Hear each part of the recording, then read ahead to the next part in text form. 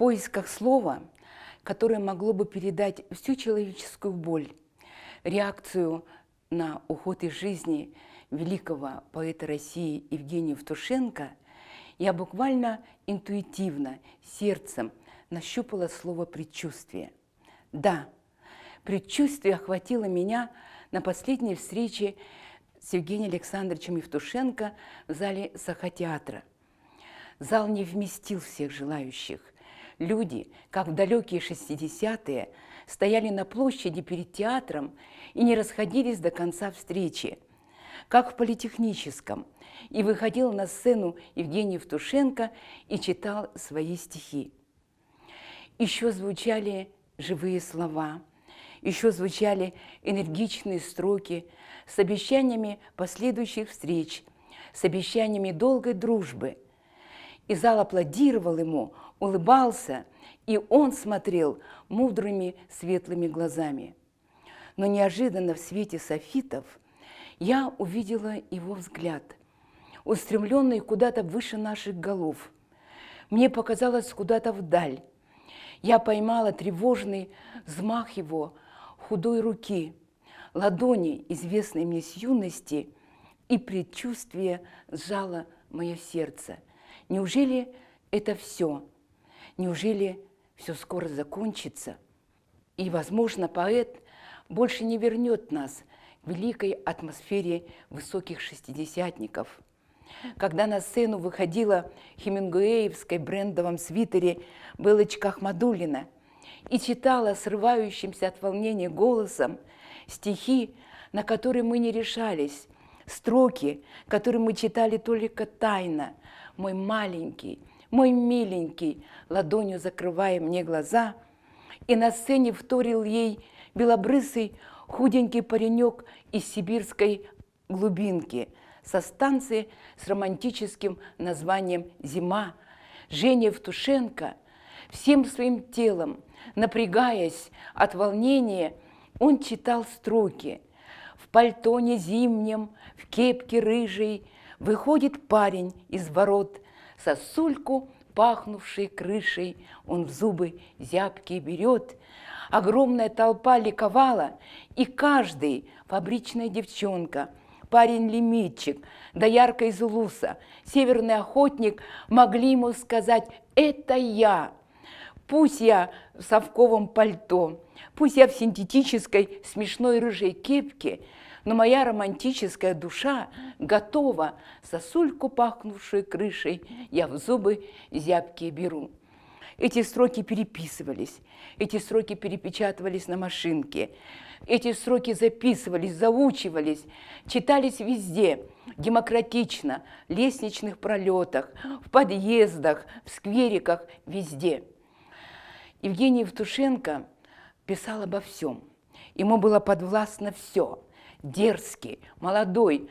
Он писал о Сталине, он писал о Бабьем Яре, он писал о Кубе, он писал о Пёрл-Харборе, о любви, о чести, о достоинстве в своем прекрасном созвездии, в котором была и Белла Ахмадуллина, и Андрей Вознесенский, и Булат Акуджава, Роберт Рождественский. Еще были живы и энергичны мэтры нашей литературы. Вспомните звезду Константина Симонова со знаменитым «Жди меня». Но его голосом говорили миллионы. Миллионы не только молодежной аудитории.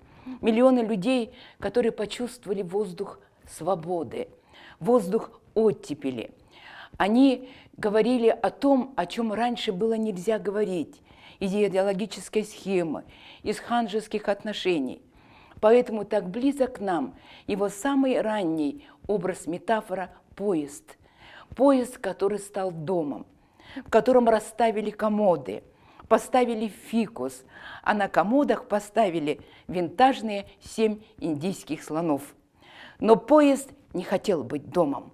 Он вырвал свои колеса из откосов и помчался по рельсам вперед к свободе.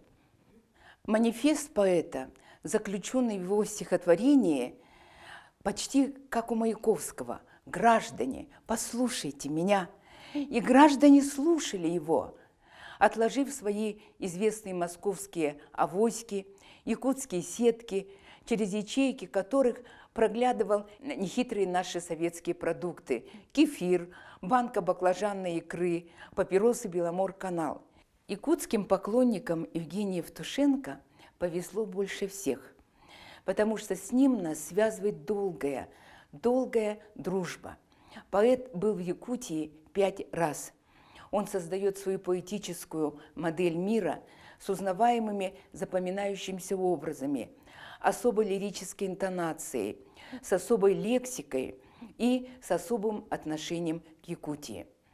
Дело в том, что Якутия всегда привлекала Евтушенко не как туриста, который приезжает рассмотреть север, восхищаться нашими холодами и морозами.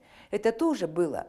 Главное, это люди, которых он сравнивал с алмазами. Важно, что Евгений Евтушенко в литературоведческом смысле продолжает функциональность традиции использования топонимики для психологического раскрытия лирического героя. Поэтому и эта русская традиция восходит не только к жанру жития, она восходит к творчеству сильных русских писателей XIX века, от Вацлава Серошевского до Бестужева-Марлинского, до Короленко и до других писателей, которые всегда отмечали топонимические места нашей Родины. Следует отметить, что Якутия благодарно отвечала своему большому другу. Она как бы обостряла его чувства, она как бы подавала ему идею, она делилась своей энергетикой. Достаточно вспомнить его встречу с известным народным артистом Гаврилом Колесовым, который пришел к нему в гостиницу «Лена», в маленький гостиничный номер, заложил ногу на ногу и стал исполнять Аланхо. Евтушенко восхищенно следил за ним. Он вместе с ним уходил на наш Нижний мир, где существует Абага. Он жил вместе с нами в серединном мире, шел с нами на Эсэх, и он с ним поднимался в Верхний мир, где были прекрасные богатыри и наш тотемная лошадь Дюэгэй, конь с золотыми поводьями. Он был так восхищен, что он в конце воскликнул: «Театр одного актера». Надо сказать, что есть у него много стихотворений, в которых воспевается река Лена. Особенно мне нравится стихотворение о Алекме реке, туманы над которой напоминают ему легкую пушнину, легкую на вид, но тяжело провисающую на его ладонях. Евтушенко восхищался людьми. Есть стихотворение о друге Якутии, у которого было библейское имя Серафим. Он так обыгрывал вот это библейское начало, и, конечно, все помнят его стихотворение о луналиких якутских старухах. Запоминается его стихотворение, посвященное американскому исследователю Арктику де Лонго, который был похоронен в дельте Лены.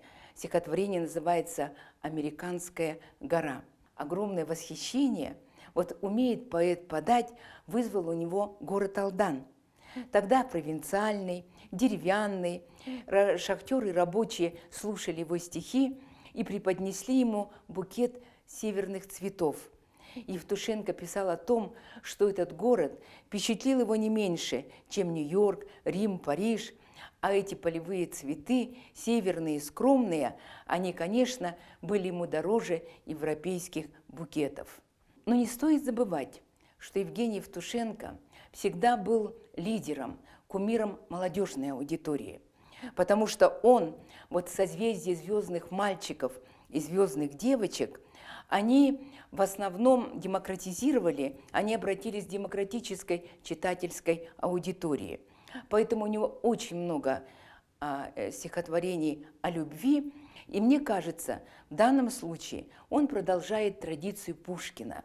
Любовь – это гимн, любовь – это как начало семьи, как продолжение рода, это как создать дом. Вот в таком плане он всегда воспринимал семью.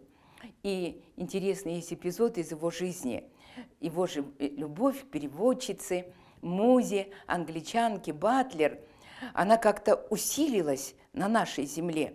колымские скалы, холодный ветер, такая, знаете, вот темная вода, они усилили чувство любви к своей возлюбленной, и он на корме, на борту лодки написал Батлер и написал стихи, которые помнит вся аудитория.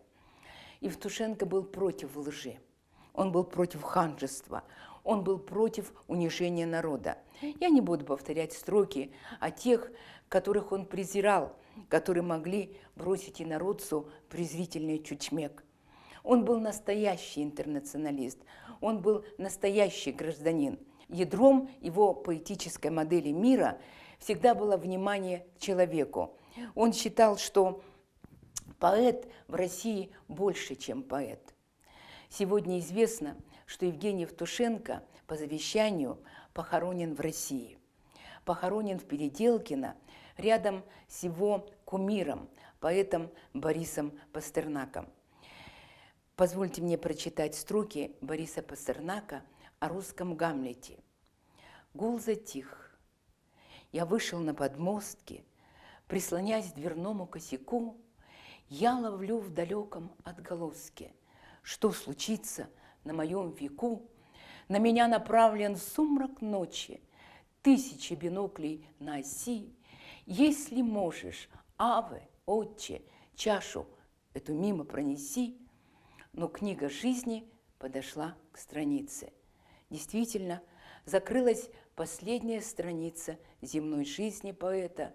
Ушли обиды, хлопоты, суета. Но та артистическая природа, о которой писал Пастернак, мне кажется, он мог бы писать и о Евтушенке, который продолжает выходить на свою театральную сцену и бессмертно читать свои стихи. Помните строки поэта о России, которая всегда жива, а жива Россия, жив и сам поэт. И эти строки Пастернака о вечности, о бессмертии творчества сегодня вполне могут закончиться символическими строками самого Евгения Александровича Евтушенко. Если будет жива Россия, значит, буду жив и я.